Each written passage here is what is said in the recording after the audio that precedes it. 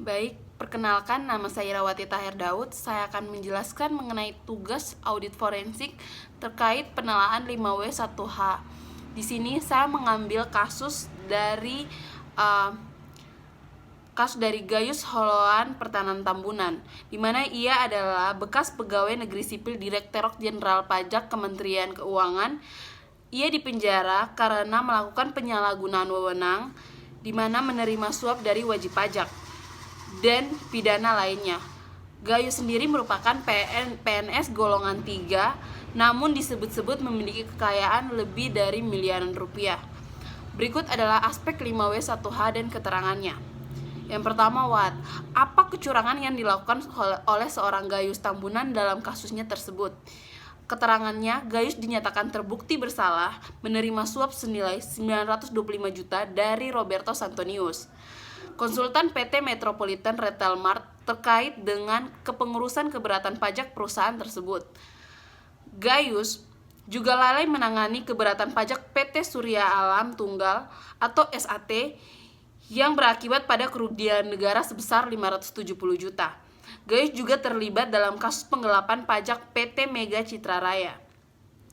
Gayus terbukti bersalah menerima gratifikasi saat pejabat sebagai petugas penelaah, terbukti menerima gratifikasi sebesar 590.800 atau sin 9,6 juta. Gayus juga dijerat dengan undang-undang tindak pidana pencucian uang selama persidangan. Gayus gagal membuktikan kekayaan berupa uang 925 juta dan uang sebesar 3,5 juta US dollar. Dan kepingan logam mulai masing-masing 100 gram bukan berasal dari hasil tindak pidana. Yang berikut adalah siapa pelaku kecurangan dari kasus tersebut. Di sini sudah jelas kasus tersebut terjadi atas pelaku beratasnamakan Gayus Holoan Pertahanan Tambunan. Yang berikut adalah kapan kecurangan tersebut terjadi. Kecurangan tersebut terjadi pada September 2017. Yang berikut adalah di mana kecurangan tersebut terjadi. Kecurangan tersebut saat Gayus menjabat sebagai pegawai negeri sipil golongan 3 di Direktorat Kementerian Keuangan bagian perpajakan. Yang berikut adalah mengapa atau landasan apa yang menjadi pemicu melakukan tindakan tersebut. Didasari dengan kebutuhan dan penyalahgunaan wewenang akibat penerimaan wajib pajak tersebut. Yang berikut adalah bagaimana atau tindakan apa yang dilakukan dalam penanganan tersebut. Berdasarkan pasal 43 ayat 1 Undang-Undang Nomor 28 Tahun 2007 tentang Ketentuan Umum dan Tata Cara Perpajakan yang menetapkan bahwa selain dilakukan oleh pembayaran pajak, tindak pidana pajak dapat melibatkan penyertaan beserta wakil kuasa lainnya yang menyuruh melakukan, yang turut serta melakukan, yang menganjurkan, atau yang membantu tindak pidana perpajakan. Gayus mungkin saja berperan sebagai menedepegen atau hal yang tadi saya sebutkan, di mana hal ini Satgas Pemberantas Mafia Hukum bahwa dalam melakukan aksinya tersebut Gayus melibatkan sekurang-kurangnya 10 rekannya, di mana namun apa yang terjadi, indikasi penggelapan yang dilakukan oleh Gayus tersebut terkait uang 25 miliar di rekening banknya tidak terbukti. Hal ini menyebutkan bahwa hanya dapat satu pasal yang terbukti teridentifikasi kejahatan dan penggelapan. Namun hal ini tidak terkait dengan diributkannya PPA, TK, dan Polri. Penggelapan yang dimaksud yaitu adanya aliran dana milik Gayus Tambunan.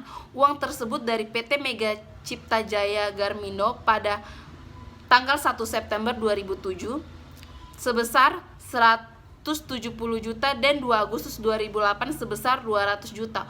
Uang tersebut dimaksudkan untuk pabrik garmen di Sukabumi. Namun setelah tidak diketahui berada di mana. Uang tersebut masuk ke rekening Gayus Tambunan, tetapi ternyata Gayus tidak mengurus pajak tersebut.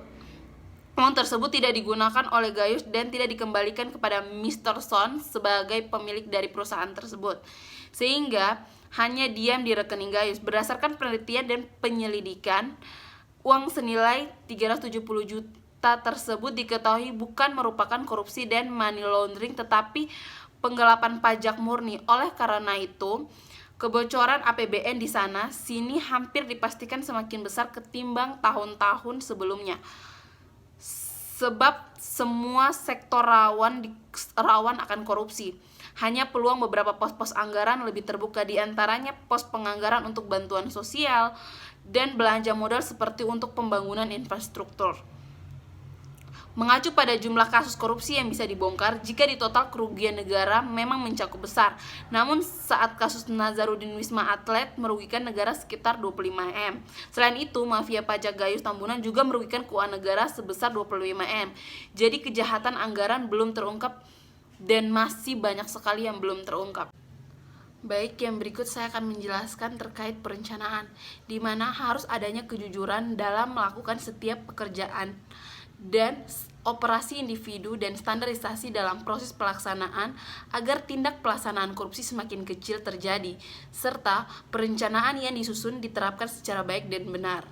Sekian presentasi dari saya, semoga bermanfaat bagi teman-teman dan dosen.